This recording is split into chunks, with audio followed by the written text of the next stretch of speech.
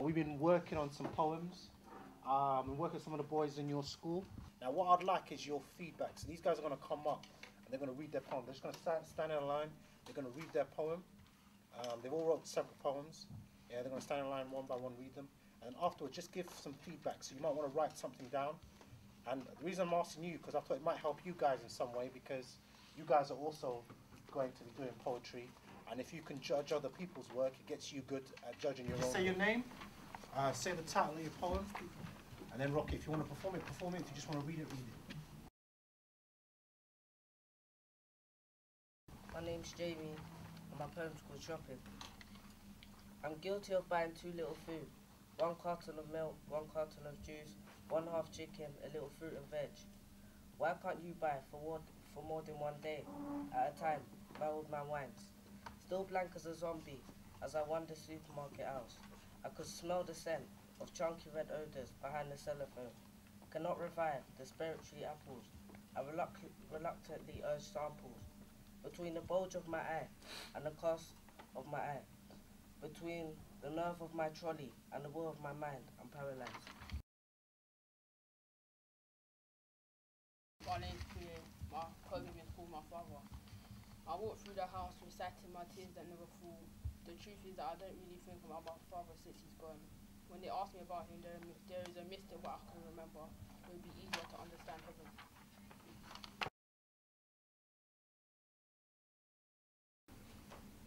The work began when I was 10 years old. The first lie of which I spoke was to my mum. It was how I set in this new and uncharted jungle.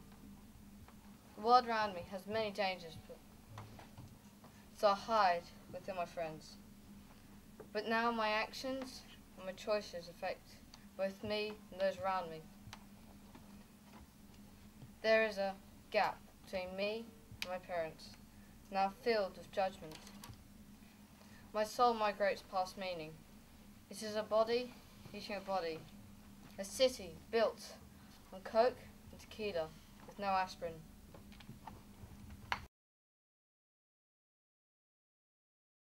My name's Sean and my poem is called Red Rock. I'm playing Monopoly while watching the game. She wants me to win. Her words are smoke and rot. My God-sized wrath falls on my mother. My words are Hades. There must be a way to enter this scene without clenching my fists or holding my breath. I'm losing words and gaining temperature. It is my turn to roll the dice. She leaves the room to seek a new life past the mountains of raised voices and whitened ceiling sky. Nani has scored. He too is wearing red. I am red rock, molten in origin. Fire sits on my tongue. I crumble into grains of dust. I mute the sound. In silence my thoughts are a museum without walls. I'm forced to conceal such things in the void of darkness beating in my heart. The words refused to come even though I held the control.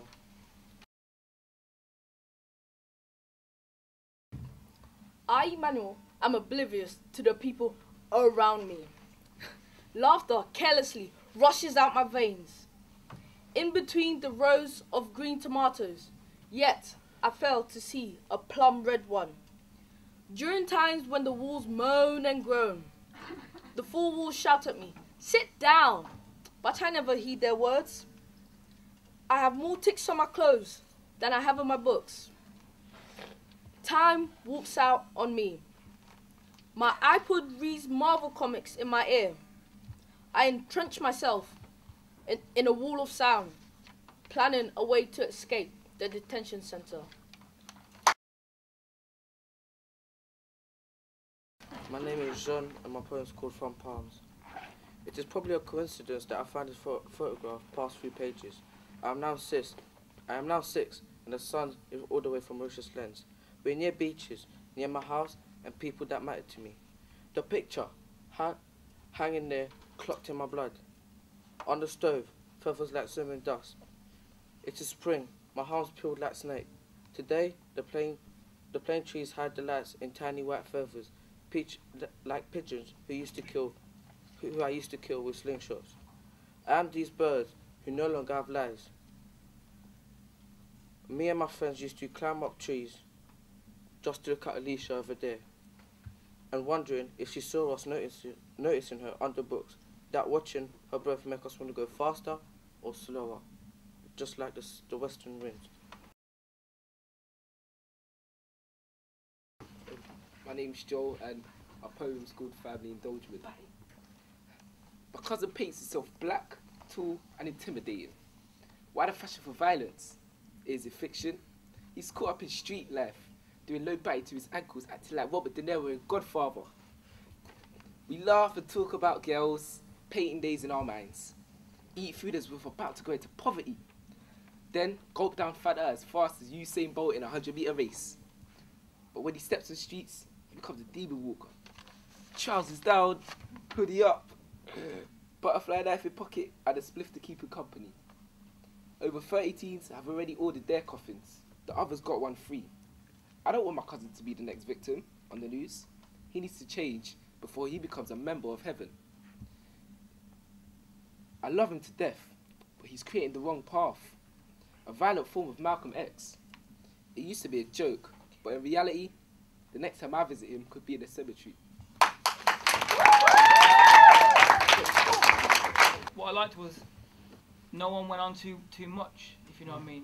The sentiment of all of them came through without overdoing it at any point, I thought. And I think it's really important, particularly when you're going to be speaking the work, that as soon as you say what you want, you stop. And it seemed like everyone had kind of worked quite hard with editing. So that was quite impressive. Anyone else? I like the way Stephen, Emmanuel and Joel used movement to emphasise what they were saying. Yeah, that's it. They used a lot of powerful imagery, I thought. Yeah. I like the way that some of them you didn't know what the poem was about until the end, or you had an idea and then it just was clarified at the end, like Emmanuel said. I thought Joel's poem, that even though that cliche topic, he made it his, and like that's a really good thing, like a kind of thing to have. It's a really good poem. It's like you could really feel their presence, like when you're looking at them within the room.